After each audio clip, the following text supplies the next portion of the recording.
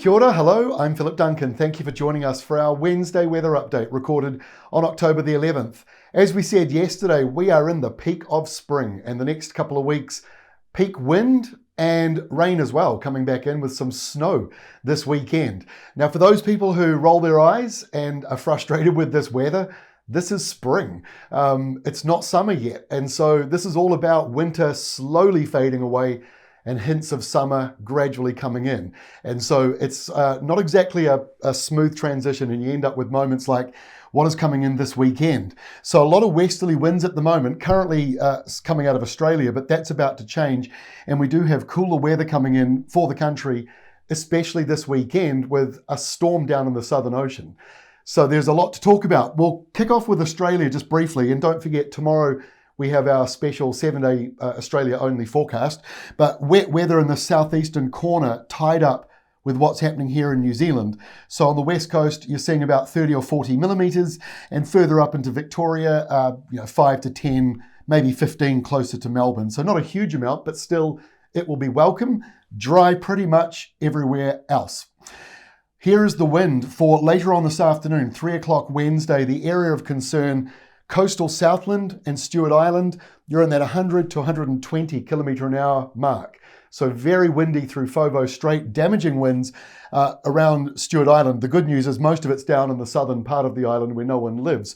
And then further up into land, 80, 90 kilometre an hour gusts here, and similar through the mountains. Here, for example, up to 80 k's an hour, but then just nearby, fairly light winds. So that's the usual nor'wester bouncing over the mountains. So blustery weather mostly to the south of New Zealand. So by Thursday, that storm producing the windy weather today has tracked away. And now here comes the next surge, the one that's bringing the rain into Australia. And then that is on its way to New Zealand for Friday, Saturday, Sunday. High pressure to the north, that's bringing out this warmer airflow into New Zealand for the top of the country for a brief time. So your temperatures may go up a degree or so, nothing massive.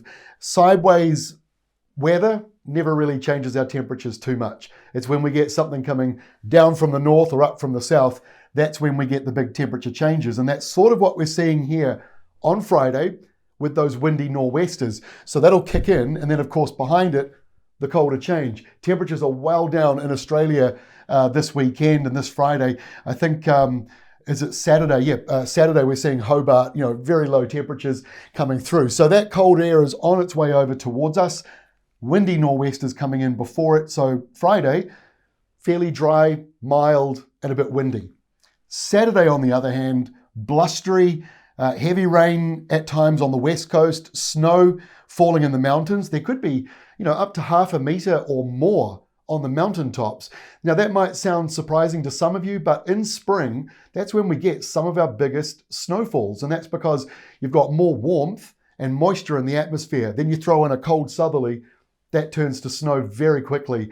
It's no different in places like Canada. They get some of their biggest snowstorms in early spring, not in the middle of winter. It's too cold for snow sometimes. And so that can be the case even in New Zealand. So cold down here, there's not a lot of snow. So you need that mixture of warmth. And in spring, that's exactly what we get.